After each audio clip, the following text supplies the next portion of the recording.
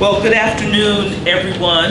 I am Mayor President Sharon Weston Broome, and today we are gathered at our monthly Safe, Hopeful, Healthy Public Safety Ecosystem meeting.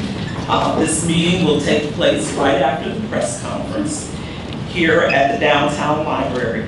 Actually, this meeting takes place every third Tuesday of the month. And what happens here, we have more than 50 people representing themselves individually and a host of other organizations, stakeholder groups, and institutions that have connected here monthly to build community-led solutions that work to reduce violence in East Baton Rouge Parish.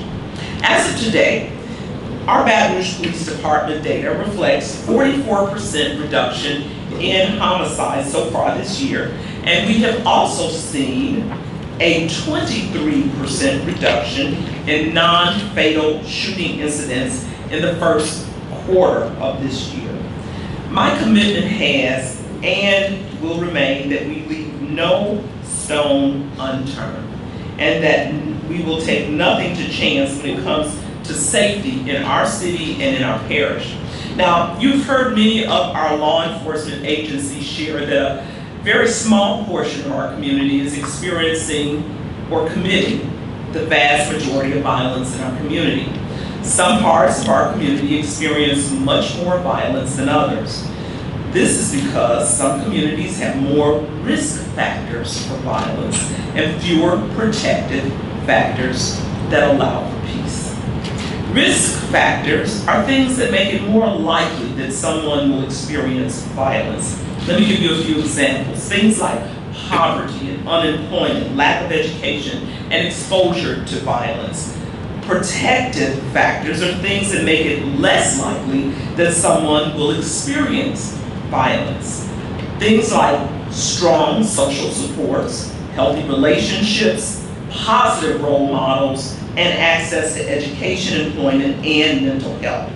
By addressing the risk factors and root causes that contribute to violence, we can create a safer community for everyone. Year-round, the Safe, Hopeful, and Healthy team works to mitigate and eradicate violence through nationally proven intervention strategies. As summer approaches, it is critical that we double down on this work. Now, last year, our Summer of Hope work helped reduce homicides by 23% over a 12-week period. This year, Summer of Hope will expand the program to 15 weeks of events and engagement. Our theme is peace over everything. Peace is our priority because from peace comes safety, comfort, and mental well-being. This call to action allows everyone to take a stand for peace through their own sphere of influence. Summer of Hope will focus on 4 key action plans. This includes street outreach, which is grassroots community engagement like door-to-door canvassing, neighborhood-based walks, and resource events. Then there's Joy and Hope events, which aim to promote joy, creativity, and fun in neighborhoods that experience high levels of violence. We also have a series of dialogues, conversations, and community connections. Now, these will be courageous community discussions that challenge our thinking around the issue of public safety and build proactive solutions. Finally, there will be programs and initiatives focused on providing personal and professional development opportunities for youth through employment, literacy, and exposure to a variety of experiences. Additionally, we will focus on neighborhood revitalization and organizing efforts. Our program is our Mayor's Youth Workforce Experience that will provide youth and young people with summer jobs and professional development. This year, we received more than 800 applications, and we plan to accept 500 youth between Employ VR and our partnership with Big Buddy. If there are any businesses or leaders interested in sponsoring more youth, please contact me personally at mayor@brla.gov. The program provides a number of resources, including job training, mental health services, substance abuse treatment, education and tutoring, nutritious food, and mentoring. Now, as I have emphasized, Summer of Hope is an action plan. It is an action plan led by our community as part of an ecosystem of partners collaborating through safe, hopeful, and healthy BR. I would like to invite a few of the participating organizations to share some of the opportunities that they have this summer. This widespread depth of programming will make a real difference in the lives of our young people.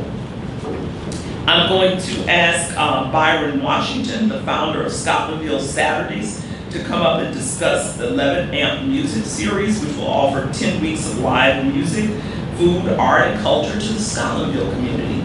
Terrell Jackson with Broad Innovations marketing firm about our community conversations.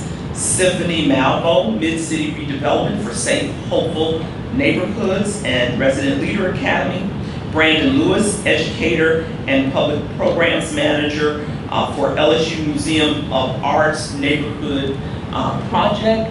And Sateria Tate Alexander, founder and executive director of Agile Planning Solutions, who will discuss Heal the Block events that are focused on bringing hope and resources to communities most affected by violence. So I'm going to ask Sateria to come up first and talk a little bit about Heal the Block events that are going to take place. Sateria. Hi.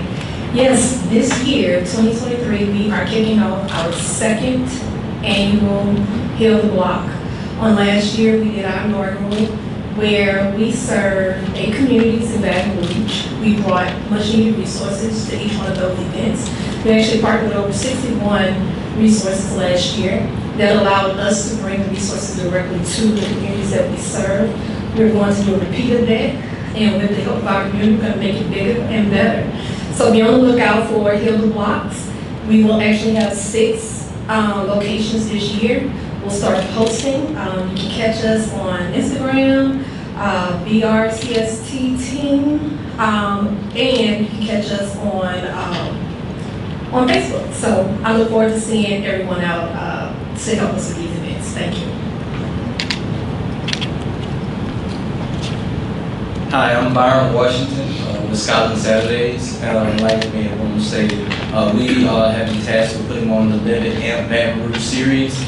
This is a 10-week series, 10-week music series outdoors in a green space. We're partnering with the national organization, Levin Foundation, and it's really to use music as a tool to empower the community, showcase and build culture, build bridges, let people have fun outside, families, socializing, and really just enjoying ourselves. And we don't really need a big reason to be outside with music because it's South Louisiana. Really all we need is those 2 things and we can have a good time. So we're just taking that same energy, putting it specifically in Scotlandville Plaza in North Baton Rouge to really build that bridge, to really showcase families, friends, and other people. We would love for everybody in the community to be involved because again, this is a 10-week series for the next 3 years. And so it's really an investment that they're putting into the city of Baton Rouge and North Baton Rouge in particular. You can always contact us at scotlandsaturdays@gmail.com. You can look at us on Facebook, Scotland Saturdays, that's Facebook and Instagram name. And if you're interested in being a vendor, if you want to be a participant in any capacity, if you want to partner with us, if you want to talk about your organization, please let us know because we want to highlight every single organization that's doing positively in the community.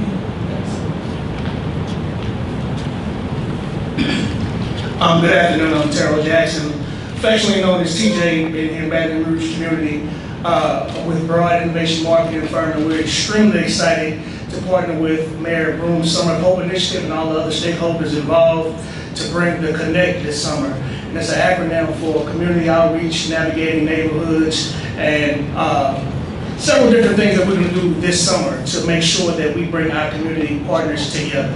We're mainly interested in our Make It Make Sense series, which is a very strong, intimate yet candid conversation with the community and law enforcement and we bring the conversations actually to the community so that you can ask those personal questions. You can get up close and personal with several members of the law enforcement community, including our chief of police, all the way on down. So we're excited about it. We're partnering with RDS Strategies, as well as the mayor's office and any other stakeholders that want to be involved in what we got going this summer with the community.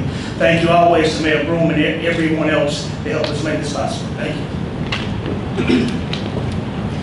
Good afternoon. My name is Symphony Malvo, and I lead the Mayor's Initiative for Safe, Hopeful Neighborhood, which is a one-stop shop for neighborhood engagement. And on this website that we have that you can check out at safehopefulneighborhoods.com, we have two major programs that we're leading this summer. And the first is Resident Leader Academy, which is our third year coming back. And in this program, it is a training for residents because we believe that residents are the closest to the challenges and they're the closest to the solutions. And to do that, we want to support you in understanding how you can create programs and projects that lead to the change that you want to see. And we allow you the opportunity and space to grow in that for your community. We've trained residents in Old South, Science City, Glen Oaks, also in Scotlandville and Eden Park. And we've also supported these neighborhoods and giving them grants for $2,500 that leads them in any community project of their choice. And we support them in those efforts and connecting them to resources and people with the city to support them in those efforts. Also, we have our Fix Up program where we understand we're getting the resources to do these cleanups. Fight blood in your community is expensive. And we have free resources for you to do those efforts. Whether it's a community cleanup, a beautification project, or wanting to put an amazing event in your neighborhood, we have resources for you to do that in partnership with us through Mid-City Redevelopment Alliance. And you can find those resources at safehopefulneighborhood.com. And our application is currently open for our Resident Leader Academy. If you would like to learn more about it, please reach out to us at safehopefulneighborhood.com or my name and my email, Symphony Malvo, and you can reach me at symphony@midcityredevelopment.org. Thank you. Good afternoon. My name is Brandon Lewis, Public Programs and Museum Educator at LSU Museum of Art. For over a decade, LSU Museum of Art has been dedicated to reaching out outside the four walls of our museum and engaging our community through our Neighborhood Arts Project. This year, we look forward to our numbers growing. Last year, we serviced over 900 children and seasoned members of our community and created over 2,000 pieces of artwork. And this year, we look forward to those numbers growing.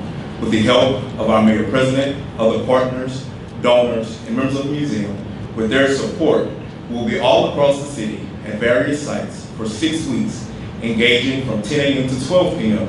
with students and adults alike with art exploration. If you have any other questions or concerns, please visit our website, lsumoa.org, visit our Instagram or Facebook pages for our schedule of events and times. Thank you. Good afternoon. My name is Jessica Matthews, Director of Operations for Safe, Hopeful, Healthy. I'm here standing to share an opportunity that's happening related to domestic violence. We are partnered with Family Services Greater Baton Rouge, who is working with local DV advocates to provide additional support to victims during the summer. We understand that often during the summer, domestic violence numbers rise, so we want to make sure that there are additional resources there, as well as they will have a camp that is specific to children who are dealing with domestic violence. So that is an opportunity that will be provided by Family Services of Greater Baton Rouge.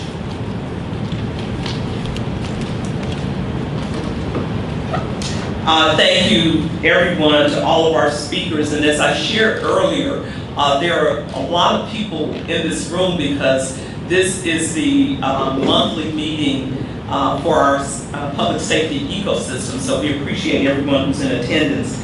I am extremely grateful to the many community partners who have come together to make Summer of Hope possible. President Barack Obama once said, change will not come if we wait for some other person or some other time. And we are the ones we've been waiting for. We are the change that we seek. In the coming weeks, we will start to announce specific events for Summer of Hope, and we'll provide updates on an almost weekly basis. We will distribute this information through the local media and on our social media pages. We're still looking for partners, sponsors to donate, and your community events to share with our community. I'm encouraging everyone interested to visit our website at summerofhopebr.com. That's summerofhopebr.com to submit your event, volunteer with us, and to know the progress that we have made so far. I want to thank you all for coming out today, and I hope you'll join me in supporting Summer of Hope. I believe together we can make Baton Rouge a safer, more hopeful place for everyone.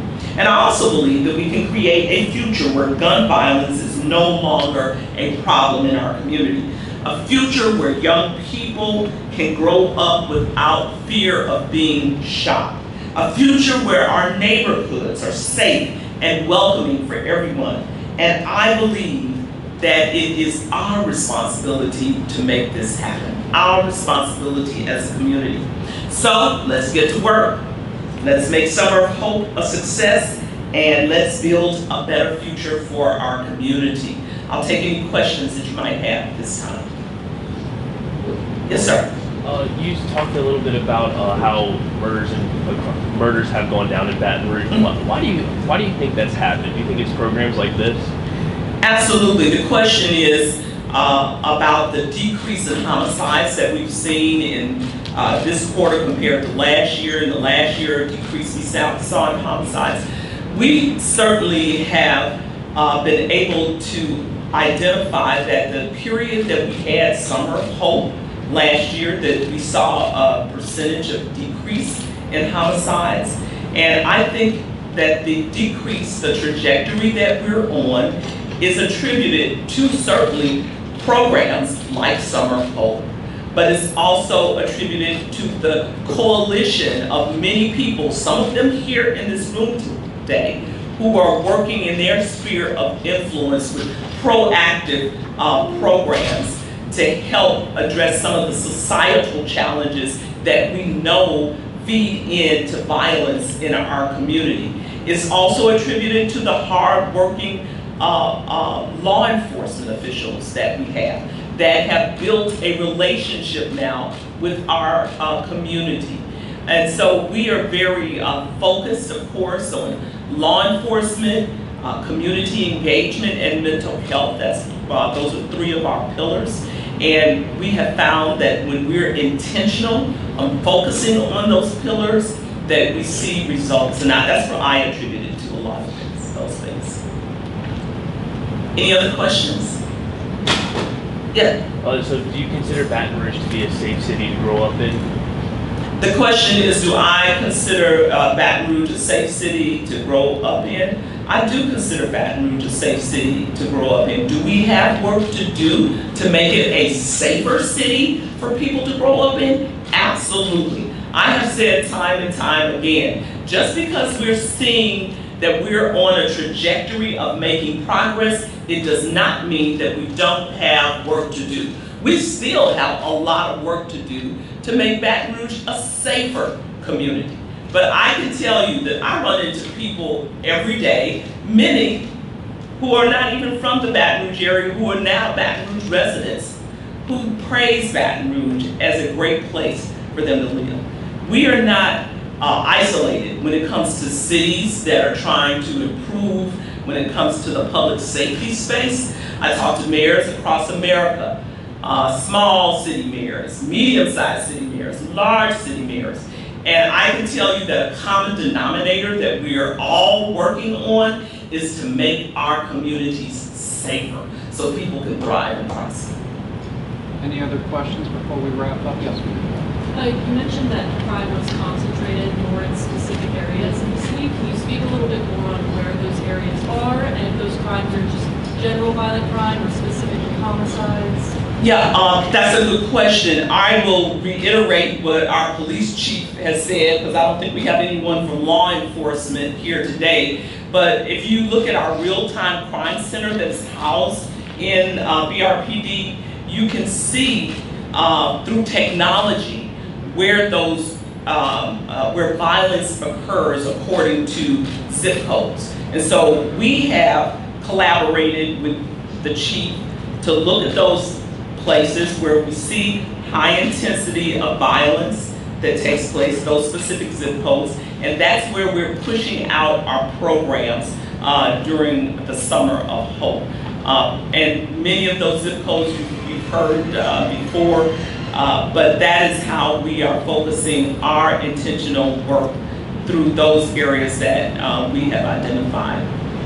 All right, everyone, we're going to be here afterwards, so ask us any follow-up questions you need, but thank you so much for being here at our press conference. We're going to get started with our meeting here.